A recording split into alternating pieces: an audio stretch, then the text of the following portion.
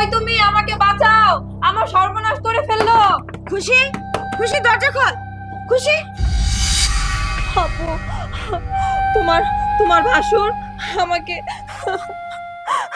খুশি কি হইছে? এত চিৎকার চেঁচামেচি কেন করছিস? আপু, তোমার ভাসুর আমাকে রুমে নিয়ে। কি উল্টাপাল্টা কথা বলতেছো তুমি? আমার রুমে কখন ঢুকছো সেটাই তো আমি জানি না। ভাইজান একদম মিথ্যা কথা বলবেন না। আমার বোন আর রুমে ঢুকে নাই, আপনি আমার বোনকে টেনে হিঁচড়ে রুমে ঢুকাইছেন, আর এখন মিথ্যা কথা বলতেছেন, নাটক করতেছেন। একটা উল্টাপাল্টা কথা বলবা না। আপু, তুমি যদি আর একটু পরে যাইতা তাহলে এই মানুষটা আমার সর্বনাশ করে ফেলতো।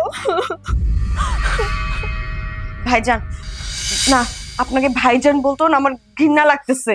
আপনার চেহারাটা দেখলেই আমার বমি চলে আসতেছে। আপনি আমার ভাইজান, এটা ভাবতেই না আমার অবাক লাগতেছে। আপনি তো জঘন্য একটা কাজ কি করে করলেন? এই, থামো থামো, আমার একটা কথা বলো তো, কি সমস্যাটা হয়েছে? আমি ঘুমাইতেছি, ও রুমে কখন গেছে কিছুই আমি জানি না, তারপর আমার নামে দোষটা কেন দিচ্ছ? আমি কোনো অপরাধ করছি বলো?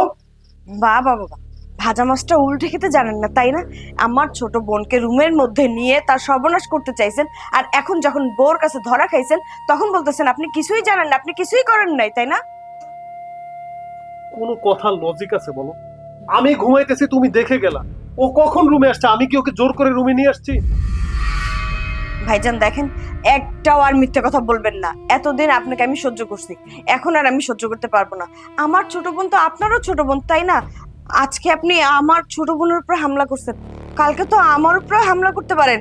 না না, আপনাদের আমি আর বিশ্বাস করতে পারতেছি না। মুখ সামলে কথা বলো। মুখে যা আসতেছে তাই বলতেছো। নিজের ছোট বোনকে দিয়ে এরকম নোংরা নোংরা কথা বলতেছো, লজ্জা করতেছো না? আবার নিজের উপরে নিয়ে যাচ্ছ। তুমি খুব ভালো করেই জানো যে ও তোমাকে কোন চোখে দেখে, বোনের চোখে দেখে। তুমি ওর ছোট ভাইয়ের বোন, তুমি তোমার বোনকে নিয়ে আবোল তাবোল বলতেছো। আমি কিচ্ছু বলতেছি না, চুপ করে সবকিছু সহ্য করে যাচ্ছি। তার মানে এই না যে আমার হাজবেন্ডকে যা ইচ্ছা তাই বলবা। বিশ্বাস করো আপু, আমি একটু মিথ্যা কথা বলতেছি না। এই লোকটা আমার সাথে নোংরামি করতে চাইছে আপু, তুমি বিশ্বাস করো। আর একটা বাজে কথা বলবা না আমার হাজবেন্ডের নামে। সে কখন থেকে উল্টাপাল্টা বলেই যাচ্ছ। এই ভাবি, একদম গলাবাজি করবা না। তোমার হাজবেন্ডকে নিয়ে তুমি বড় গলা করতেই পারো, আমি চাইলেই না তোমাদের দুজনকে পুলিশে ধরিয়ে দিতে পারি এখন। তোমার আর পুলিশ ডাকতে হবে না, আমরা দুজনেই এই বাড়ি ছেড়ে চলে যাবো। যেখানে মান সম্মান নেই সেই বাড়িতে অন্তত আমি থাকতে চাই না।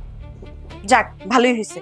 কাল সকালবেলা আমি ঘুম থেকে উঠে জানো তোদের দুজনের চেহারা না দেখি, কথাটা যেন মনে থাকে তোদের দুজনের। চল।